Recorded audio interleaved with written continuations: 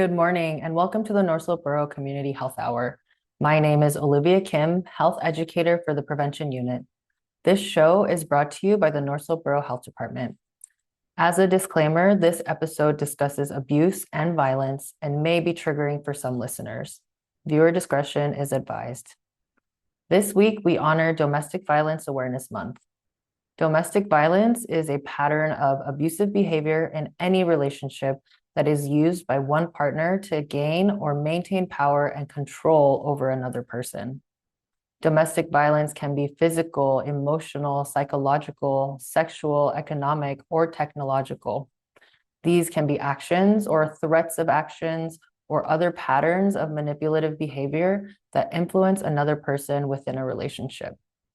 This includes any behaviors that intimidate, manipulate, humiliate, isolate, frighten, terrorize, coerce, threaten, blame, hurt, injure, or wound someone.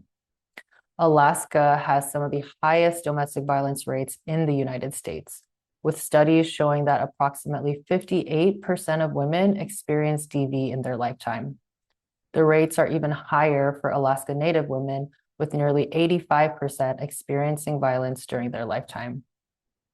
Alaska has the third highest rate of intimate partner violence against women in the United States. While overall reports may fluctuate, the severity has increased, with over half of domestic violence incidents involving aggravated assault in 2023 compared to 35% in 2019. Domestic violence does not only affect adults, it affects youth as well. In 2019, 9.75% of Alaska high school students experienced physical dating violence compared to 8.2% nationally. In 2021, the rate of reported and confirmed child abuse and neglect was 95.3 per 10,000 children in Alaska compared to 56.1 per 10,000 in the US. Research from the 2020 Alaska Victimization Survey indicates a strong link between a history of adverse childhood experiences and an increased likelihood of experiencing and perpetuating domestic violence. Factors such as substance use, mental health challenges, and the cyclical nature of violence are often interconnected. Today, we continue our conversation with Cheryl Humme and learn more about how domestic violence affects our communities. Cheryl has been a counselor at Arctic Women in Crisis on and off since 2008. Over the years, she has traveled extensively across the slope discussing healthy relationships. So today we are back with Cheryl Humme. We're going to be talking a little bit about domestic violence and domestic violence awareness. Cheryl, could you please introduce yourself to the audience? Sure. I'm Cheryl Humme, and I'm with Arctic Women in Crisis, AWIC, of course. And I'm thrilled to be here and talking about domestic violence this week. And this month is Domestic Violence Awareness Month, which is why we are highlighting the issue. Right. So I want to start off with the first question. Cheryl, can you please tell us what domestic violence is and describe some different ways that it manifests? Yeah. Domestic violence is a pattern of abusive behaviors that really end in, it's a way for someone, a partner in a relationship, to gain power and control over another. Mm-hmm. So I think the big part of that is pattern. It's not a one-time event. People often think of that, but even though there may be maybe a long time till it gets to the physical abuse, like a punch, a slap, throwing something, that kind of thing, it's still a pattern of abuse of the emotional, psychological, and financial leading up to that. Like, it's not a one-time event. It's absolutely a pattern that goes on for really the length of a relationship unless you get out of it. Yeah. And so you would say that emotional and verbal abuse is also considered domestic violence? It absolutely is. I mean, it's true that you can't go to the police and say someone was mean to me, arrest them. That's not like being mean, or calling someone a name is not like a law that's being broken. Mm-hmm. But it is absolutely it's part of that pattern of domestic violence. And I think we really can get into it's not the best to think what's worse, oh, physical or oh, emotional, they're all bad in their own right. And, some people deal with each one of them better or worse than other parts. But one of the important things about the emotional abuse is that you can get a protective order. If you can prove that you are in fear from what they're saying or doing, then you can get a protective order. So that may not be getting someone arrested, but it will mean that they have to stay away from you so that is possible. Okay. So there's the emotional and verbal element, and then there's the physical element as well. There's also financial. Financial is a huge part of the whole domestic violence kind of pattern of abuse. Mostly, I guess I've known people who their partner doesn't let them work, have sabotaged their job if they are working, like they turn off the alarms or, that kind of thing. Because mostly if you're looking for power and control over your partner, you don't want your partner to go out into the world and have other people tell them that's unhealthy or that's not good or that's not how a relationship should be. So even though you would think that they would want the finances you bring into the relationship with a job, the fact is that the job really proves that they have more abilities outside of that relationship. So the financial abuse can be is really one of the bigger parts of a domestic violence relationship, actually. Wow, I didn't even know that. Yeah. Mostly because, as I say, further on in the questions, I think I can point out maybe how that financial plays more into why people stay or what goes on in the relationship. This question is no worries. I guess another question that comes to mind then is, are there other forms of domestic violence which maybe people might not consider or people might not think about? I think for that, mostly, I think when I started in the field, which I was kind of shocked to realize was 25 years ago for me, but nonetheless, because I'm old, I hopefully don't look quite that old, but I am. Is that I really learned that domestic violence was about like who you were married with or a long-term relationship, that kind of thing. And I used to teach the classes for men who were quartered to attend for domestic violence. And so when I would get someone who would come to the class, they say, the judge ordered me, and I would say, tell me about your situation. Oh, I was abusive, or I had a fight with my daughter. And I would think, oh, that's not really appropriate. Like, that's not what I'm talking about in this class. But more and more, domestic violence really is almost anything that's happening in the home. And not anything that's happening in the home, but abuse that happens within a home or a household or, like a relationship of some sort. And so kind of interpersonal violence has kind of morphed into what is truly a relationship as opposed to in a household, like, between parents or children or other family members or that kind of thing. So domestic violence has kind of grown in its definition, and I think interpersonal violence, IPV, is kind of what we think of more as true relationships now. Okay. That's not necessarily a form of violence, but I guess just a way of describing it that I think is newer than what a lot of people think of. So it's relational and it's very broad, and it can take kind of like very many different ways, basically. Absolutely. Okay. So my next question then is, how prevalent is domestic violence in our North Slope communities? It is very prevalent, very sad to say. From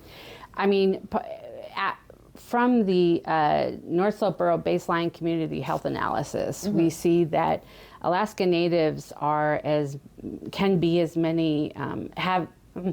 abuse can be as high as 3 times as much as non-Native people. That's not limiting to domestic violence, but when we're talking about abuse in the community, there are all kinds of abuse, but domestic violence is a huge part of that. So I think that's fair still to include in this, even though it was not very specifically domestic violence.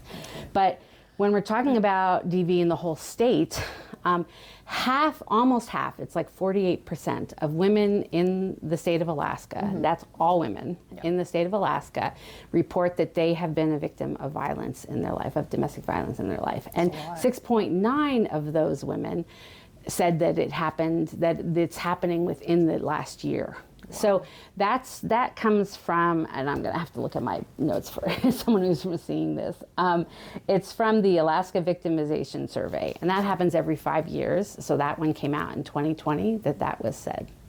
Wow, I did not realize it was that. Yeah, and Alaska is certainly higher than, I mean, some states, I guess if you Google like how much domestic violence is in each state, some lists have Alaska the highest, some have it as second, some have it as fifth, you know, so it's in the top 5 usually. I mean, Alaska has a very high rate of domestic violence. Okay.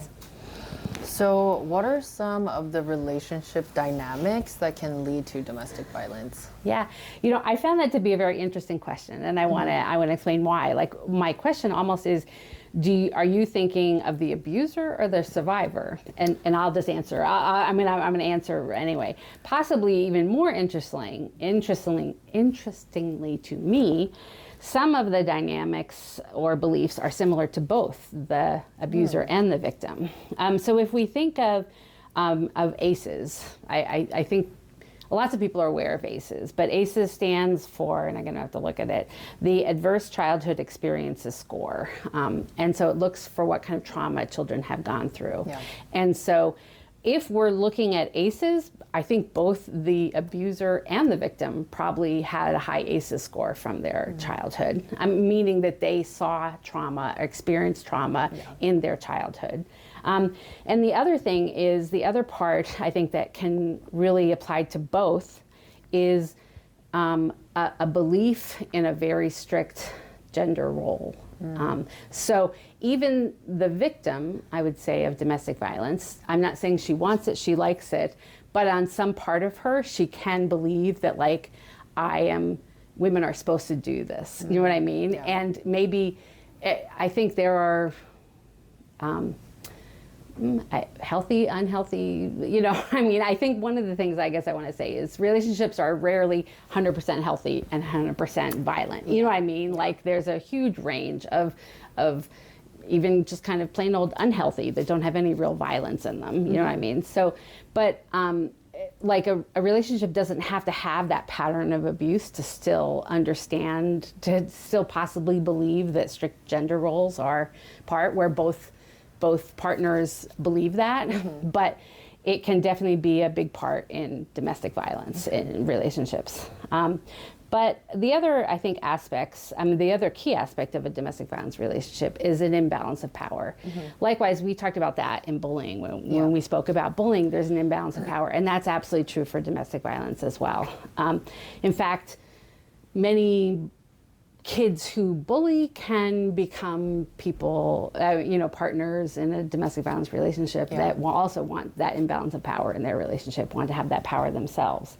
So, and in that, to get that power, we see a lot of control over a victim. We see it in threats, intimidation, manipulation, isolation. Isolation is a big part we'll see in the whole world of domestic violence as well.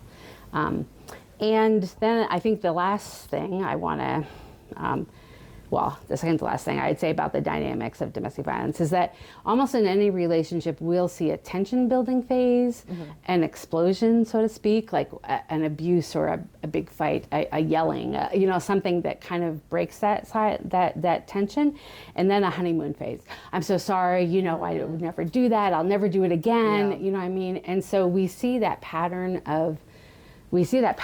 over and over. And sometimes that pattern could last a year. Wow. And then it will go shorter and shorter to maybe it only lasts a couple days. And maybe the honeymoon phase completely disappears at some point in time. Oh, wow. So that will just repeat over and over again. And how long it goes partly depends on what the relationship is like. Because there is no one DV relationship, of course. There's very many. But lastly, I want to say that domestic violence happens in every gender, race, sexual orientation, religion, financial situation, their finances. I think society has really thought of it as being, people who don't have many resources or, that kind of thing. But there is a sad notion that I think in an apartment building, which maybe doesn't have as much soundproofing, you don't have as much privacy in an apartment building. Yeah. If that's all you can afford to be in, then maybe everyone else does know what you're doing a little more. If you live in a very expensive, if you have high finances, you know, like you make a lot of money, you might have a house that's very far away from other house. So there could be a lot of screaming and no one's ever going to hear it, right? So, you know, I think people with more resources may be able to hide it better, but it really does happen in every single kind of relationship in the world, truly. So it permeates kind of like all levels of society. Absolutely, kind of. absolutely, yeah. Let's see, what's next? What are some signs that someone is experiencing domestic violence? I think the biggest sign that we would see, I mean, I think we want to imagine that we're seeing, you know, black eyes or, you know what I mean, or that physical violence somehow, and that surely is. But the longer, again, I think the person who is the abuser in the relationship is a great manipulator. So if they're really afraid or want to protect that they're not that person out in society, then they're going to hit in places that aren't seen, you know, in that below the shoulders and, you know, above the legs, that kind of area that is mostly hidden from other people. So you're not always going to see the black eye. But what I can say is that most often, I think one of the biggest things is withdrawal. Like people don't want to go out if they have bruises or even if they're upset. You know, do you want to be crying in the grocery store? No. You know, people look at you weird. You know what I mean? And so we see, and also it could be that they're maybe they told a friend and a friend didn't believe them or said, just put up with it. Or a family can say the same thing. Or a family member, I mean, anyone can also say, I told you they were all, I told you that person was bad. You know, I could see that from the beginning. Like, and so there's a lot of, you want to protect yourself from that, you know, like, and so maybe it took you 5 years to figure out that they were bad. And maybe your friend could see that they were bad from the beginning, but that doesn't actually make you want to be with that I mean, like you're afraid of talking to that person because they're going to make you feel dumb for, you know what I mean? Like, I'm not saying they're going to make you feel dumb, but often you have that fear of, you know what I mean? Of like, I don't want to be told I was stupid not to see it in the beginning. So there's a lot of reasons why people will withdraw. And some of it is, I mean, the abuser literally saying, I don't, you know, part of that, again, if you're out in the world, if you have a good relationship with your parents or your best friend or work relationships, then you have people to tell you that you can do better, that you have places to go to. And so they want you to, you know, they're going to push that withdrawal, as in maybe there's only one vehicle. And so they take it to work every day. But like, so you're stuck. You know what I mean? How are you going to get around if you don't have a vehicle? If you don't have any money, if you don't have control of your own money, back to that finances part where, you know, finances play a big part of that control. So the isolation, purposeful isolation, self-isolation, the withdrawal from other people, that can be, I think, one of the biggest ways that we can see that someone is in an unhealthy relationship, in a domestic violence relationship. And how often does it happen that someone asks for help or like someone decides to like speak up about, you know, their abuse, and then they're kind of like dismissed? Is that something that you've encountered often, or? Yeah, a lot. I don't have any statistics about that, but I mean, I know that this is so, it's almost stupid to say it. Okay, I know what I'm about to say is almost stupid, but there's, in the course that I had to take about domestic violence, one of the first things was like a timeline. And in ancient, I don't know if it was ancient Rome or ancient Greece, I know they're different cultures, different societies, right? But one of them had a law that says it is lawful to beat your wife. I mean, like a law created, not just a social acceptance, right? That this is okay. This was a law that said like you should kind of, you know what I mean? Like it is right to do so. And so I know that's so long ago, but again, you know, when we think of the progress that we've made, you know what I mean? When we think about that financial part of domestic violence, right? It was in the 70s where women could finally have their own bank accounts. You know what I mean? So this, I mean, it's a very long-standing, thing like that. And you see in tons of movies, we'll take care of this in our family. You know what I mean? The idea that like it is, and countless mothers will say, well, this is just the way relationships are, because they might not even know any different. You know what I mean? So there can be a lot of family and friends that don't understand what you're dealing with, or you know what I mean. And even I think the not believing or expecting that you're going to get out too is also very hard for people in a relationship, in a domestic violence relationship. Yeah. I think you brought up like a couple of really good points there, right? Because I think in some families, there is definitely kind of this belief that what happens in the family stays in the family, right? Like what happens at home stays at home. And I think, the thing that you brought up about like that women have not had bank accounts until the 1970s, and that when we look back, like historically at many cultures and places around the world, it was kind of normal. Violence it was absolutely normal. Yeah, so it's a lot to get past. I mean, it's a lot to change those behaviors. Absolutely, yeah. But I think it is important to have these kinds of conversations, right, so that we can bring that to light and help to change those behaviors. Yeah, right. Because yes, I couldn't agree more. I know I'm talking over you. Were going to say something, but I want people to know that part, because if you're hearing this and you are in okay, so going back to the victimization survey I talked about, right? Yeah. So we know that that ages 18 to 30, really when I think 18 to 24 and then 25 to 30 or 40 is the highest, those have the highest rates of domestic violence in that age group, right? And I kind of think, why is that, right? So one, maybe you got out of the relationship, so it's not true anymore, you know what I mean? Or I think even if you stayed in the relationship, maybe those people have just understood that they're not ever going to get out. You know what I mean? Like, and maybe they're just so used to it that they don't report it anymore, that they, you know what I mean? Maybe that relationship just is hellish, and they kind of can't even imagine that it could be any different, and they stay, right? And so I think in that, like, I want someone who is seeing any of these things to know, get out now. You know what I mean? It doesn't get better. I think in that whole honeymoon phase, I think the part I didn't really say is that, one, a relationship doesn't start out, you don't go on a first date and someone's going to say, well, I'm going to alienate you from all your friends and your family. I'm going to take over your finances. I'm going to make you ask for every single penny that you ever, you know what I mean, like use in your whole life. I'm going to break your arm. I'm going to give you a black eye. You know, you wouldn't go on a second date. Who would say, I want that relationship? You know what I mean?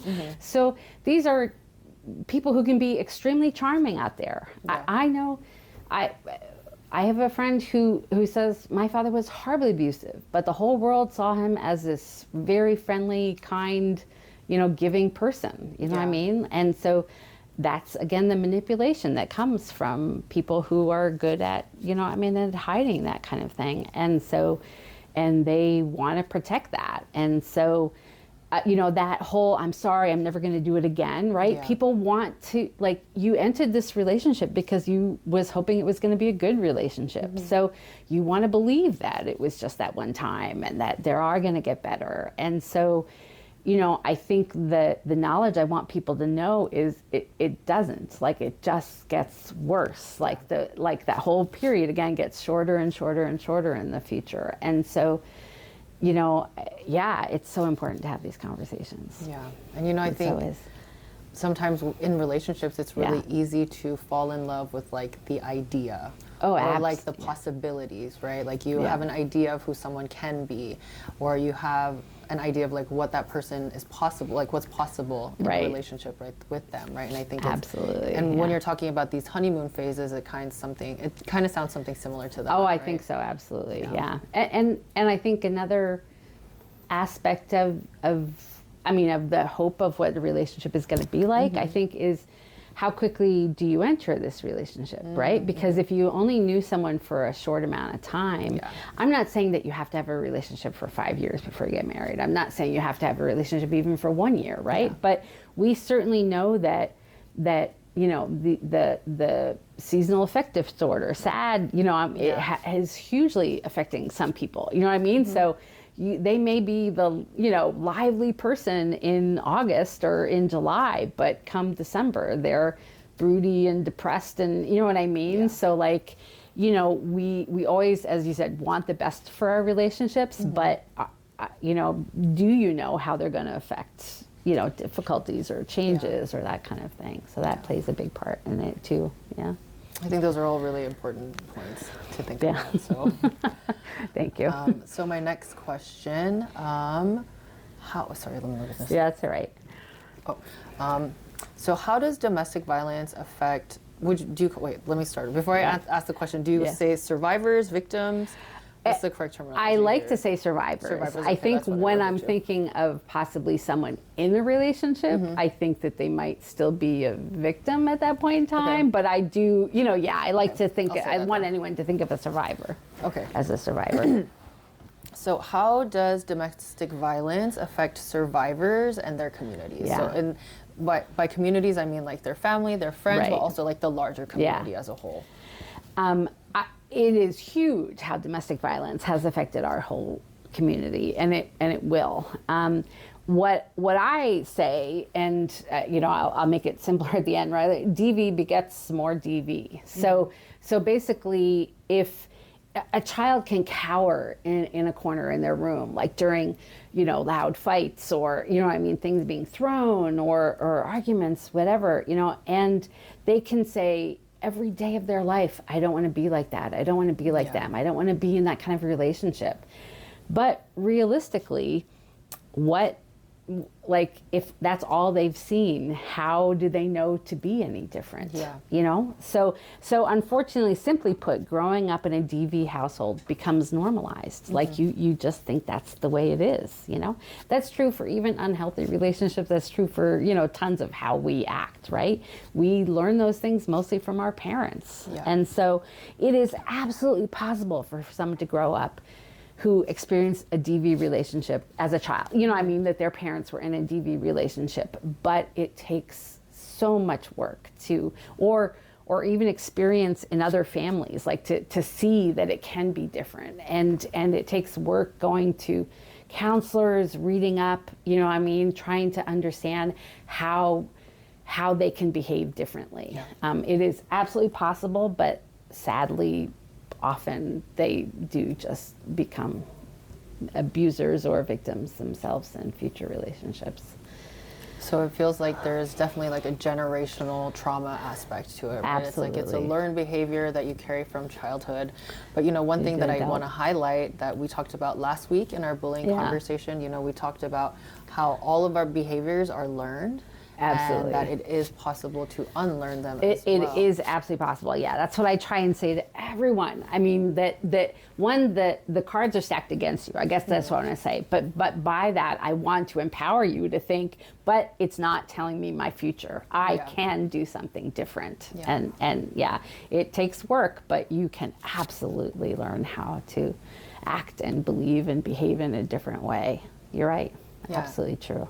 And as you said, there's resources like counselors, there's books, we have the internet now, and there's so many resources out there too. And so I think it's important to know, not just for anyone who is struggling with domestic violence, but like people who are struggling in general with like behaviors, right, that they want to change, that there are so many resources out there available for them. It just really takes, I think, like a desire to want to change first of all. An awareness that, what they're, how I've loved these last 20, 30 years, like, is this doing me well? You know what I mean? Have I been in and out of arrest and jail? You know what I mean? Like, how do I want to do something different? Yeah. And I think, one thing that's come up in some of our previous episodes is that like, there's always like a new day is always a new opportunity. Absolutely. Right? Even like no matter how dark or heavy it may feel, another day is another opportunity for you to become more aware, to become more compassionate, to become more understanding of yourself and your experiences. So,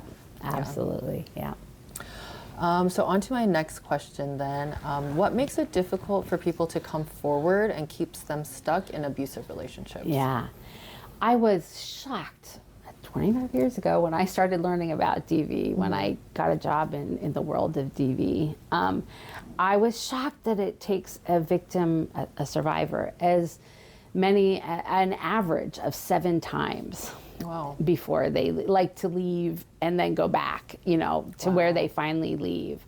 And for that to be the average, you have to think that there's some people, of course, who never get out of the relationship, and there's some people who get out right away. For some people, the first sign of, or the first physical violence, like, I'm out. You know what I mean? Like, this is not part of a relationship that I want to be in, and, just nothing. There is nothing you can say that is going to take this away. You know what I mean? Like that's just out. But 7 times I was like, how is that possible that anyone stays in a relationship? But again, that honeymoon phase is that you can get back to how it was in the beginning. You can get back to that. That's what they want you to believe. That's why there is such a thing as, I'm sorry, I'll never do it again. Up here, I'm not sure that flowers and chocolates play a big part of, you know what I mean? Or jewelry, but again, if you have more money, more disposable money, then that kind of thing, you can lavish someone with a spa day, with, a trip or whatever, to take their mind off, here is again what we can do, how happy we can be. So that plays a big part. I think one of the other things is that the simple fact is that leaving isn't easy.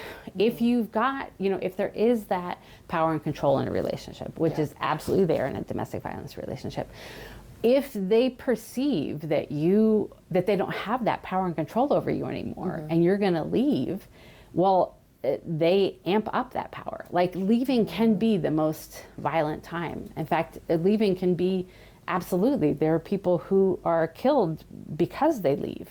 I mean, that can be a very dangerous time if the person has been very, violent in the past. Like, at that point in time, they may feel like they have nothing to lose, right? I mean, so what? I'm going to kill you, and then they kill themselves sometimes, because it doesn't matter as long as I'm stopping you from living that life out there that is without me. That's what they want to do. So it can be very dangerous to leave, and a huge reason why you might want to stay. But the other thing I want to bring up is the children. So if you don't have your own job, if you don't have your own finances, and here on the whole North Slope, certainly, where are you going to go? How are you going to afford an apartment, another place to go? I mean, that's where that financial part comes so strong in relationships, because how can you afford to be someplace else? You know what I mean? If they've been, there's many people who love huge families. I'm not saying this is all this, right?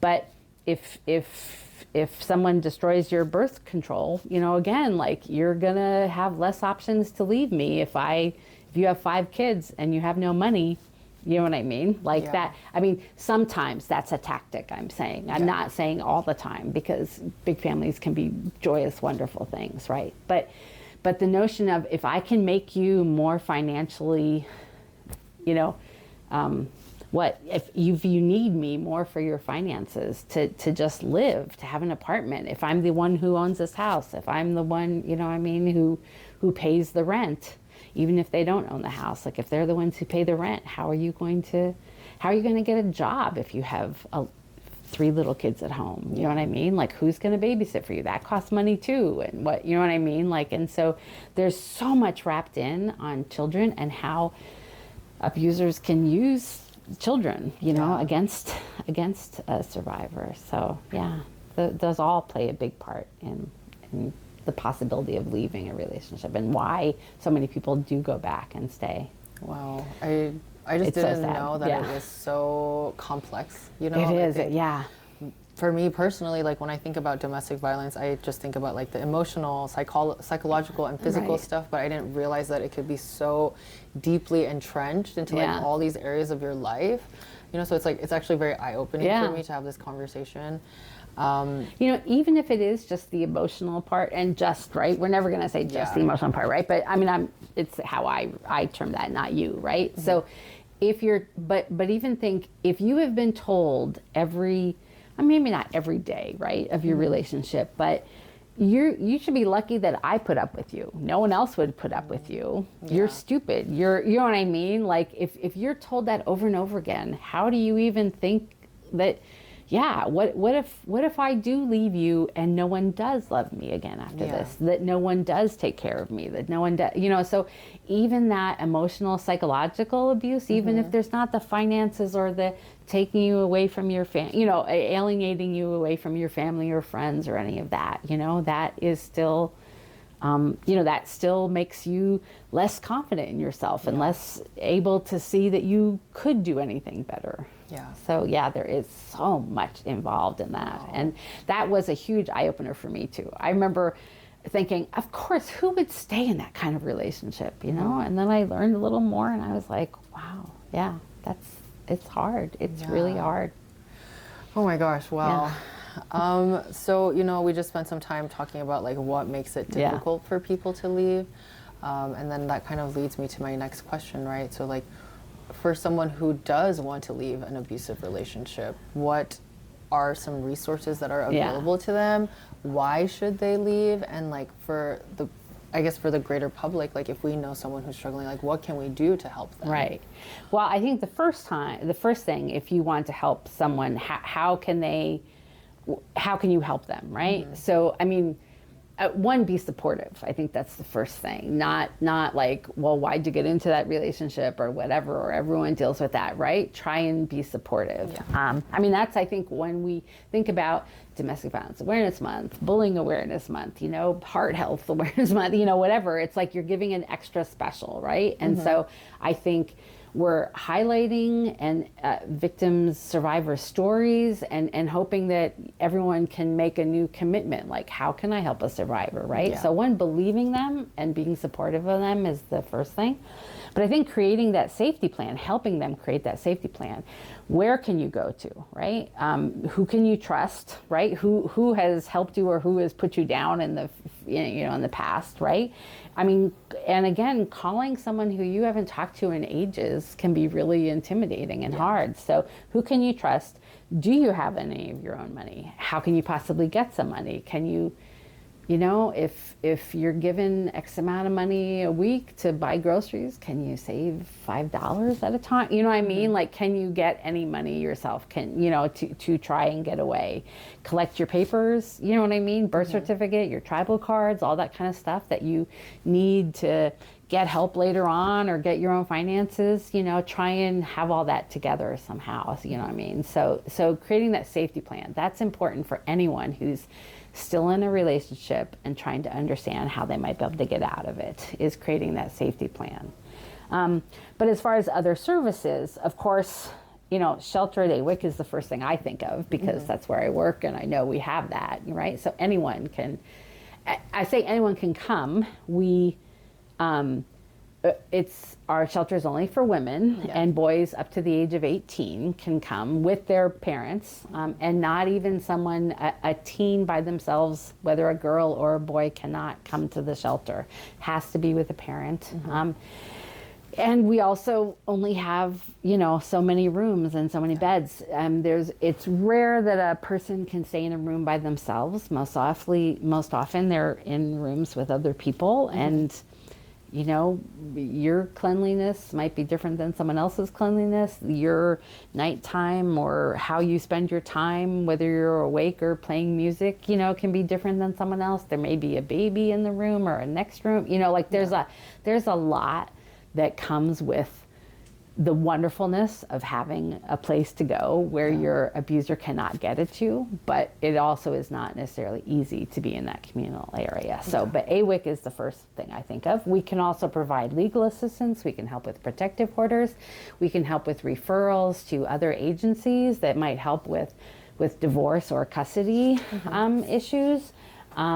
There's also VCCB, the Victim Crime Compensation Board. So if you have had, if you've had to go to the hospital, if you've missed work for the crime, going to court, to anything, you can get help from the Victim Crime Compensation Board. You can get financial help from them. If, again, you can, there has to be a police report. There has to be data that shows, that they can point to like, okay, I can refund you this money, you know, I can help you with this money. RAINN, RAINN, they can be reached at 1-800-656-HOPE. They are a great organization. Why do I not have what's written here? But they more deal with sexual violence, RAINN, but they can really help with domestic violence as well. There's, of course, AWIC, Always at Our House, but we're available at 852-0267 or 0261. And from the villages, you can call toll free, 1-800-478-0267. There's the National Domestic Hotline at 1-800-799-SAFE or 7233. There's the Strong Hearts Native Helpline, 844-762-8483. Hopefully I can get those informations out to anyone else as well. But yeah, there are a lot of hotlines who can help. We're one of them. Like AWIC is staffed 24 hours a day, so if you call us, we can help at almost any time. But the other hotlines can also be really helpful to people. Sometimes they feel easier to talk to someone who's not in the community. You know, in the whole health department, confidentiality is so important. Confidentiality is drilled over and over and over again with everyone who works in the health department. I think there can still be a fear, you know, that if you're telling someone in this community about what's going on, you know, I think there's always a little bit of fear that are they going to tell someone else? So some people really do like calling, you know, I mean, someone else to do that. But there are a lot of hotlines, including AWIC. We can all be reached 24 hours a day. Well, thank you for those really robust resources. Yeah. Thank you for that. So on to our final question. What is one thing you want our listeners to know about domestic violence? I think the thing that we haven't necessarily talked about yet that I really want to bring up is there are a lot of survivors who will say, but he was a good father, or he is a good father. Maybe they come alone to the shelter and leave their children there because, again, he's a good father, he's a good provider. What I want to say about that is when we talked about, you know, what is DV in your community, you know, how does it affect the community? There is not a child who doesn't know that DV isn't happening in the home. It is, dare I say, it's ridiculous to think that your children don't know what's going on. Yeah. If you are trying to come to AWIC, if you are trying to get out of this domestic violence relationship, your kids know that there is a domestic violence relationship, and those kids are being affected. Even if you're telling yourself that they haven't heard it, they have. Yeah. All the little ways that if they see that you have to ask for money to go to the store, or that they look over the receipt and make you account for every penny, your kids see that. Like, they see all the parts, the other like the rest of the patterns, even if you think they're not in the house, like, or that they're asleep in their rooms when you're having, you know, when there's that huge blow up, when there's that explosion. But they come home, they see the mother's upset, you know, the kids know. So I want people to know that this is a bad effect on your children. Like, being in the domestic violence relationship can be very harmful to children. Yeah. And so I want everyone to understand that if you are getting out of a domestic violence relationship, you have to get help for your kids as well.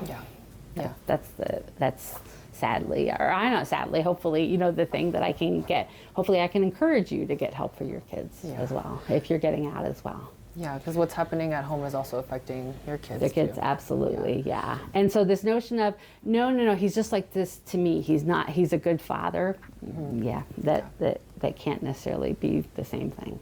Yeah. So actually I do have one more go question. ahead, yeah. One more question. See if I can. So if there's like a message of hope or resilience that you could give to someone who is experiencing abuse or domestic violence, what would that message be?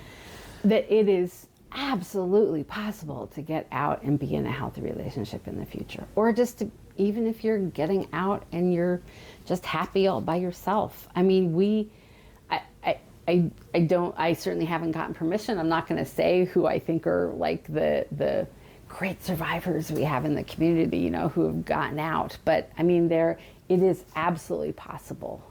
It is absolutely possible to go from. I I don't necessarily think it's.